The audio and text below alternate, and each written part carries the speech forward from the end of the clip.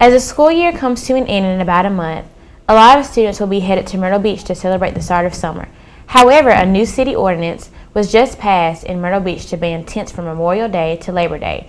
Here's Bridget Anderson with the story. There aren't too many tents on the beach in March, but come peak tourism season, Myrtle Beach City spokesperson Mark Herrera says they're everywhere. They take up a lot of real estate on the beach, so without the tents, more people conceivably could be on the beach and enjoying the beach. And then in the event of an emergency, it makes it difficult for the vehicles, the emergency responders, to get through that line of tents to get to the water's edge. Umbrellas 7.5 feet in diameter are permitted between Memorial Day and Labor Day. The tent ban brings upwards of a $500 fine and or 30 days in jail. To compare, a prostitution charge comes with a $200 fine, and for a first offense DUI, it costs $400. Council Chairman Mark Lazarus says that the key to success is consistency. We're looking for consistency across the board. We want people, if they come to Myrtle Beach, North Myrtle Beach, Horry County, unincorporated areas, that it's the same everywhere. And we've all worked very closely together, and I think hopefully that'll happen again. Beth Gray Robertson takes a yearly trip to Myrtle Beach, but says that might stop if she can't sit under her favorite tent. The shelter provides the protection I need to be able to stay out here for several hours without being concerned about getting sunburned. Mark Herrera stated that beachgoers will get warnings from lifeguards or law enforcement before any action is taken. He also says that city officials will work to educate visitors before they arrive in town. This is Bridget Anderson for WLG-TV. In national news, a 9-year-old girl was banned from school in Grand Junction, Colorado, after she shaved her head to support her friend with cancer. A social media storm has started, and she's finally able to return to the classroom. Here's Asia Brazil with the story. It was meant as a gesture of solidarity. A 9-year-old girl, Cameron Renfro, in Grand Junction shaved her head in support of her 11-year-old friend, Delaney Clements, who is battling cancer and recovering from chemotherapy.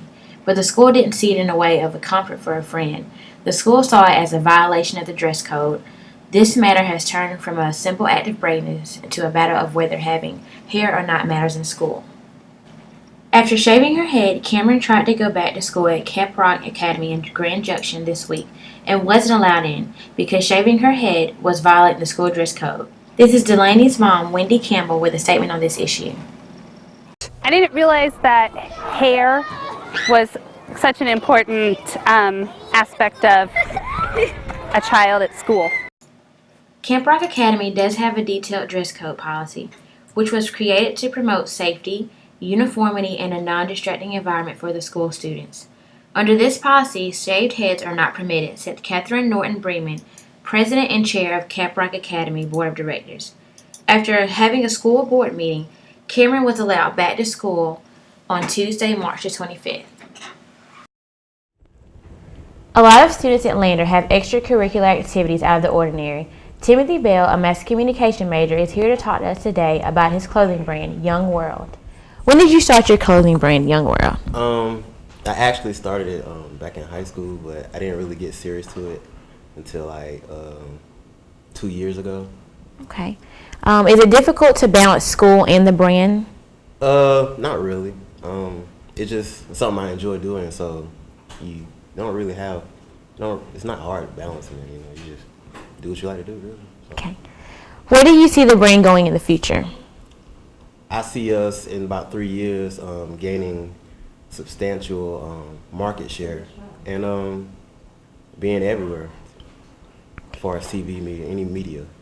And if you want to buy the clothes, where can we go to check out these clothes? You can check my Instagram, Young World Code, that's YOUNGWORLDCO_, and you can check me out, check the clothes out on youngworldclothing.com. Okay, well, thank you, Timothy Bell, for your time. I can't wait to check out these clothes. Thank you. And now the 5-day forecast for Greenwood. The weather for today is a complete turnaround from earlier this week. Today it will be sunny with a high of 66 and a low of 48. Tomorrow there will be a 70% chance of rain with a high of 69 and a low of 56. On Saturday, there will be rain again with a high of 73 and a low of 42. On Sunday, it will be back to being sunny with a high of 69 and a low of 40. And to round out the 5-day forecast, Monday will be a high of 73 with a bit of an overcast and a low of 48. Back to you, Kevin. And now here's Michael Panaggia with the sports update. Thanks, Kevin. Now here's your sports update from this past weekend. In the Midwest region, the Kentucky Wildcats took on the top-ranked Wichita State Shockers, and this game was a dandy as Kentucky came out strong with Andrew Harrison scoring the first 4 points for the Wildcats. Sharpshooter Ron Baker answered with a 3 of his own, and then Cleanthony Early hits one from the left wing to give the Shockers their first lead of the game, 10-8. The lead was short-lived as James Young hit a 3 from the left wing, and then Andrew Harrison drives on Ron Baker and hits the teardrop. Following possession, Randall kicks it out to Harrison from the top of the 3, and it's nothing but nylon. Midway through the first half, though, Wichita State would gain momentum as Fred VanVleet would take Andrew Harrison's cookies and leave it off for Darius Carter in transition for the two-hand slam. Then VanVleet would hit the one-legged floater over Julius Randle to give Wichita State a 3-point lead. At the other end, though, there was too much muscle for Julius Randle as he bowls his way to the basket. Then later, Willie Cauley-Stein dunks on Darius Carter and one, and he goes to the line to make the lead for Wichita State shrink to 4. In the final moments of the first half, Cleanthony Early gets Cauley-Stein back with a facial of his own, and no one was more jacked up for this game than Early.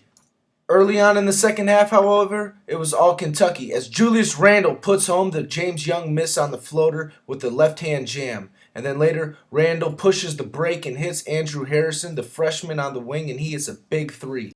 Moments later, Julius Randle flexes his muscle and finishes the and one to give Kentucky a 9-0 spark.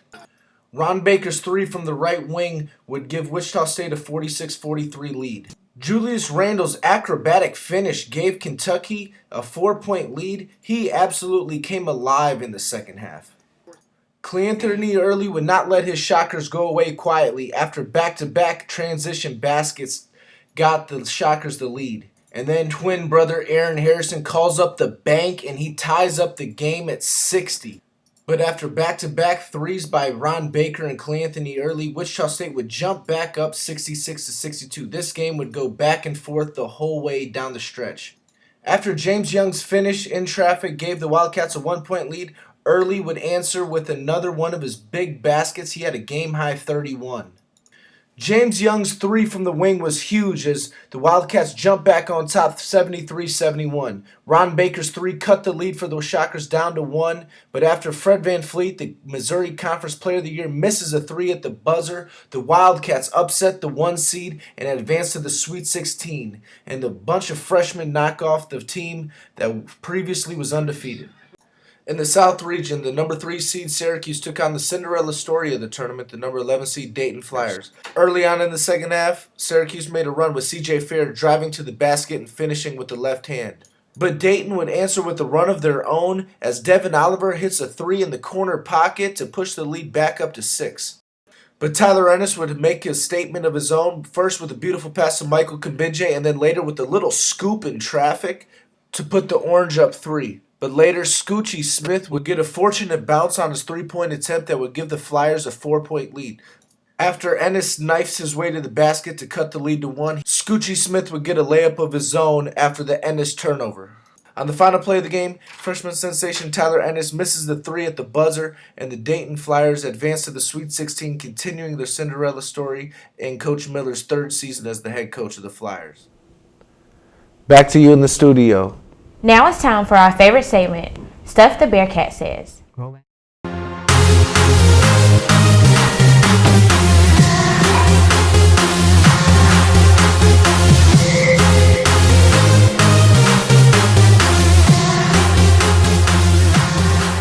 love Chipley because we have great RAs. The cafeteria desserts are on point. Well, we got the Bearcat Lounge to go to between classes. I'm glad I have the Bearcat Lounge because it's boring otherwise. Well, Lander, that's all the time we have for you today. Thank you for tuning in to Lander University's WLT TV. I'm Kevin Burton. And I'm Asia Brazil. Stay groovy, Greenwood.